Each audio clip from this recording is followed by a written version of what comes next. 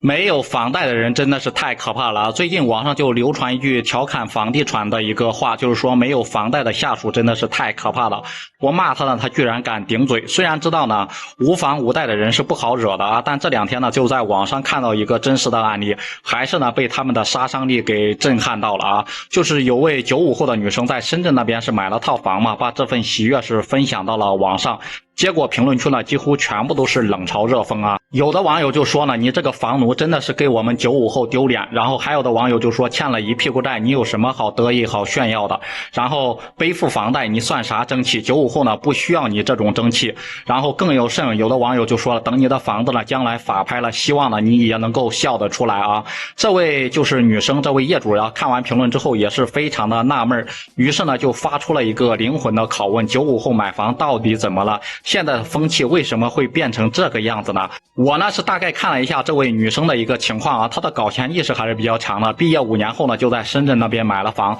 总价呢是300多万啊，首付资金呢是没有靠家里面，可以说呢已经赶超了绝大部分的一个同龄人。即便是放在近些年众多深圳首套房的一个案例当中，也绝对是可以称得上百里挑一的。然而呢，就是这么励志的一个故事，却成为了某些人眼中的所谓的一个笑话。我们不禁要问，年纪轻轻就负债累累，成为一个房奴，这真的是非常丢人吗？这个话题呢，其实就是一个老生常谈的一个话题了。早在10多年前啊，互联网上大多数人都看不起贷款买房的人，并把这些人呢称之为房奴。记得有句话是这样说的啊，没有任何人来到这个世上，然后寒窗苦读呢10几年书，就是为了还那个30年的房贷的。10多年过去了啊，当初呢那些在大城市里面的房奴呢，很多都已经成为了这个社会的中产。有少部分人因为买房之后尝到了甜头之后呢，甚至买了好几套、10几套房，这些人基本上已经步入了富人的一个阶层啊。美国总统特朗普呢，曾经在一个演讲中就说过，贷款这件事呢，我可是最拿手了，我是超级爱贷款的，我就爱别人的钱，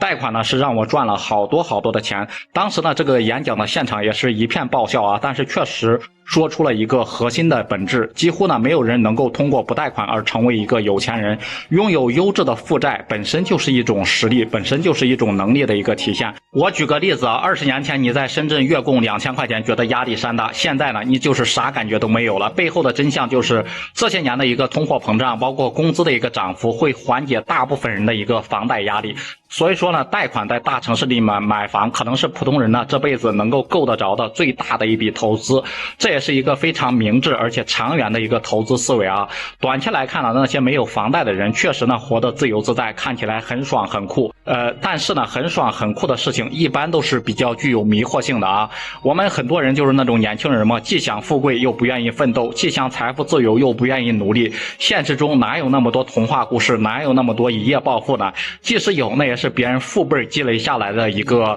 财富，积累下的一个努力啊。别人3代人的一个积累，凭什么输给那些不想努力的一个键盘侠，在网上发泄自己情绪的一个键盘侠呢？所以说还是奉劝各位看视频的朋友啊，不要成为那种恨人有笑人无的一个键盘侠，这种人呢将永远活在社会的一个最底层，永世呢都不可能翻身的。大家觉得呢？是你会贷款买房吗？也欢迎在评论区里面留言讨论。